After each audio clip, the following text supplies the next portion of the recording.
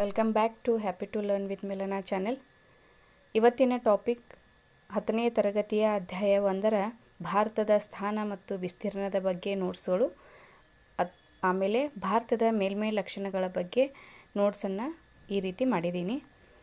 ಯಾರಿಗೆಲ್ಲ ಬೇಕಾಗಿದ್ದಲ್ಲಿ ಎಲ್ಲ ಕಾಂಪಿಟೇಟಿವ್ ಎಕ್ಸಾಮ್ದಲ್ಲಿ ಇವೆರಡೂ ಅಧ್ಯಾಯಗಳು ಕೂಡ ಅಷ್ಟೇ ಇಂಪಾರ್ಟೆಂಟು, ಇದ್ರ ಮೇಲೆ ಕ್ವಶನ್ಸ್ಗಳು ಕೂಡ ಅಷ್ಟೇ ಬರ್ತಾವೆ.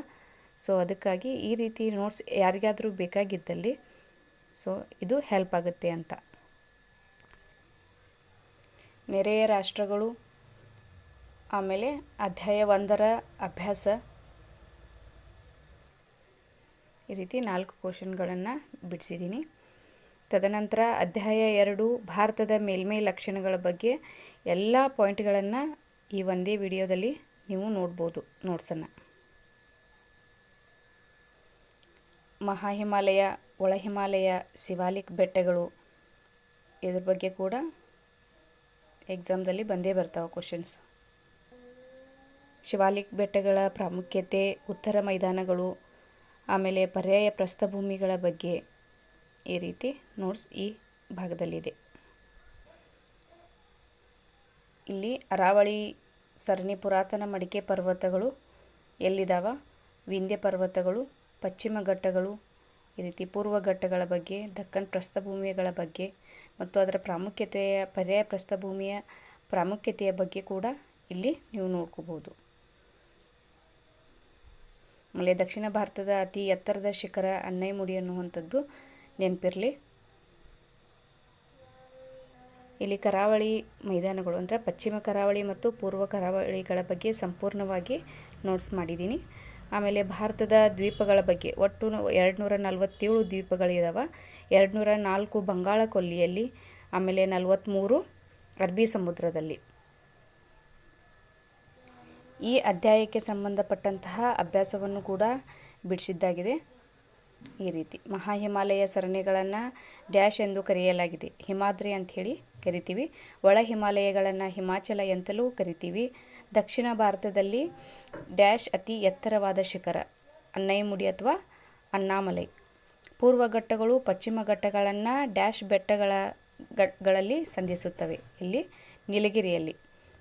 ಉತ್ತರ ಮಹಾಮೈದಾನವು ಡ್ಯಾಶ್ ಮಣ್ಣಿನಿಂದ ಆವರಿಸಿದೆ, ಮೆಕ್ಕಲು ಮಣ್ಣಿನಿಂದ ಆವರಿಸಿದೆ.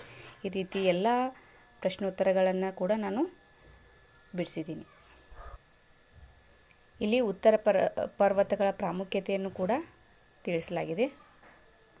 ಸೊ ಯಾರಿಗೆಲ್ಲ ಇಷ್ಟ ಆಗಿದ್ದಲ್ಲಿ, ಯೂಸ್ ಆಗಿದ್ದಲ್ಲಿ ದಯವಿಟ್ಟು ಲೈಕ್, ಶೇರ್, ಕಮೆಂಟನ್ನು ಮಾಡಿ. ಇದರ ಬಗ್ಗೆ ಎಕ್ಸ್ಪ್ಲನೇಷನ್ ಬೇಕಾಗಿದ್ದಲ್ಲಿಯೂ ಕೂಡ ಕಮೆಂಟಲ್ಲಿ ತಿಳಿಸಿ.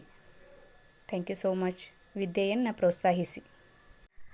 ಪರೀಕ್ಷಾ ದೃಷ್ಟಿಯಿಂದ ಯಾವೆಲ್ಲ ಅಂಶಗಳು ಇಂಪಾರ್ಟೆಂಟ್ ಆಗ್ತವೆ ಅನ್ನೋದನ್ನು ಹಾಗೆ ನೋಡಿದಾಗ, ಭಾರತದ ಭೌಗೋಳಿಕವಾಗಿ ಯಾವ ಗೋಳಾರ್ಧದಲ್ಲಿದೆ ಅನ್ನುವಂಥದ್ದನ್ನು ನೋಡಿದಾಗ ಉತ್ತರಾರ್ಧಗೋಳದ ಪೂರ್ವ ಭಾಗದಲ್ಲಿದೆ.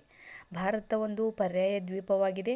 ಅದರ ಜೊತೆ ಯಾವ್ಯಾವ ಅಕ್ಷಾಂಶ ಮತ್ತು ರೇಖಾಂಶಗಳ ಮಧ್ಯೆ ಭಾರತ ವಿಸ್ತರಿಸಿದೆ ಅನ್ನುವಂಥದ್ದು, ಮತ್ತು ಉತ್ತರದ ತುದಿ ಮತ್ತು ದಕ್ಷಿಣದ ತುದಿ, ಇಂದಿರಾ ಪಾಯಿಂಟ್ ದಕ್ಷಿಣ ತುದಿ, ಇಂದಿರಾ ಕೋಲ್ ಉತ್ತರ ತುದಿಯಾಗಿದೆ.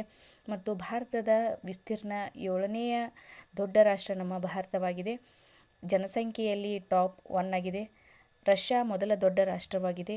ಮತ್ತು ಒಟ್ಟು ಭಾರತದ ವಿಸ್ತೀರ್ಣವನ್ನು ನೋಡೋದಾದರೆ 32,87,263 ಚದರ ಕಿಲೋಮೀಟರ್ ಒಟ್ಟು ವಿಸ್ತೀರ್ಣವನ್ನು ಹೊಂದಿದೆ. ಪ್ರಪಂಚದ ವಿಸ್ತೀರ್ಣದಲ್ಲಿ 2.42% ಭಾಗ ನಮ್ಮ ಭಾರತದಾಗಿದೆ. ಸೊ ಪೂರ್ವ ಪಶ್ಚಿಮವಾಗಿ ನೋಡಿದಾಗ 2,933 ಕಿಲೋಮೀಟರ್ ಅಗಲ, ದಕ್ಷಿಣ ಉತ್ತರವಾಗಿ ನೋಡಲಾಗಿ 32,014 ಕಿಲೋಮೀಟರ್ ಉದ್ದ ನಮ್ಮ ಭಾರತದ ವಿಸ್ತೀರ್ಣವಾಗಿದೆ. ಈ ರೀತಿ ನಾವನ್ನ ನೆನ್ಪಿಟ್ಕೋಬಹುದು. ಗಡಿರೇಖೆಗಳನ್ನು ತುಂಬ ಕೇಳ್ತಾರೆ. ಗಡಿರೇಖೆಗಳ ಬಗ್ಗೆ ಕೇಳ್ತಾರೆ. ಭಾರತ ಮತ್ತು ಪಾಕಿಸ್ತಾನ ರ್ಯಾಡ್ ಕ್ಲಿಪ್ ರೇಖೆ, ಆಮೇಲೆ ಭಾರತ ಮತ್ತು ಅಫ್ಘಾನಿಸ್ತಾನ್ ಇದು ಡ್ಯುರ್ಯಾಂಡ್ ರೇಖೆ, ಭಾರತ ಮತ್ತು ಚೀನಾ ಮ್ಯಾಕ್ಮೋಹನ್ ರೇಖೆ, ಭಾರತ ಜಲಸಂಧಿ ಭಾರತ ಮತ್ತು ಶ್ರೀಲಂಕಾದ ಮಧ್ಯೆ ಇದೆ. ಈ ರೀತಿ ನೆನ್ಪಿಟ್ಕೋಬೇಕು. ಭಾರತದ ಮೇಲ್ಮೈ ಲಕ್ಷಣಗಳನ್ನು ನೋಡೋದಾಗಿ ಭಾರತದ ಪ್ರಾಕೃತಿಕ ವಿಭಾಗಗಳನ್ನು 4 ಭಾಗಗಳಾಗಿ ವಿಭಾಗ ಮಾಡಿದ್ದಾರೆ. ಉತ್ತರ ಪರ್ವತ, ಉತ್ತರದ ಮೈದಾನಗಳು, ಪರ್ಯಾಯ ಪ್ರಸ್ಥಭೂಮಿ, ಕರಾವಳಿ ಮೈದಾನ ಮತ್ತು ದ್ವೀಪಗಳ ಬಗ್ಗೆ. ಭಾರತದ ದ್ವೀಪಗಳ ಬಗ್ಗೆ ನೋಡೋದಾದರೆ 247 ದ್ವೀಪಗಳಿವೆ, 204 ಬಂಗಾಳ ಕೊಲ್ಲಿಯಲ್ಲಿವೆ, 43 ಅರಬ್ಬಿ ಸಮುದ್ರದಲ್ಲಿದೆ. ಒಟ್ಟು 247 ದ್ವೀಪಗಳನ್ನು ನಮ್ಮ ಭಾರತ ಹೊಂದಿದೆ. ಸೊ ಈ ರೀತಿಯಾಗಿ ನಾವೇನು ಮಾಡ್ಬೋದು, ಅಭ್ಯಾಸವನ್ನು ಒಂದೊಂದು ಲೈನ್ ಕೂಡ ಇಂಪಾರ್ಟೆಂಟ್ ಆಗ್ತಾವೆ. ಸೊ ಎಲ್ಲ ಕಾಂಪಿಟೇಟಿವ್ ಬರೆಯುವಂತಹ ಎಲ್ಲ ಅಭ್ಯರ್ಥಿಗಳಿಗೂ ಕೂಡ ಆಲ್ ದ ಬೆಸ್ಟ್.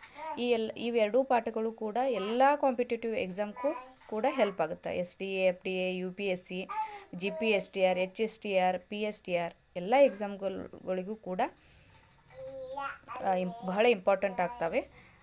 ಅದೇ ರೀತಿ ಎಲ್ಲ ನಮ್ಮ ಭಾರತೀಯರಾಗಿ ನಾವು ಭಾರತದ ವಿಷಯಗಳನ್ನು ತಿಳ್ಕೊಳ್ಬೇಕಾಗಿರುವಂಥದ್ದು, ಭಾರತದ ಬಗ್ಗೆ ತಿಳ್ಕೊಬೇಕಾಗಿರೋದು ನಮ್ಮೆಲ್ಲರ ಕರ್ತವ್ಯ ಅಂಥೇಳಿ ನಾನು ಅಂದ್ಕೊತೀನಿ.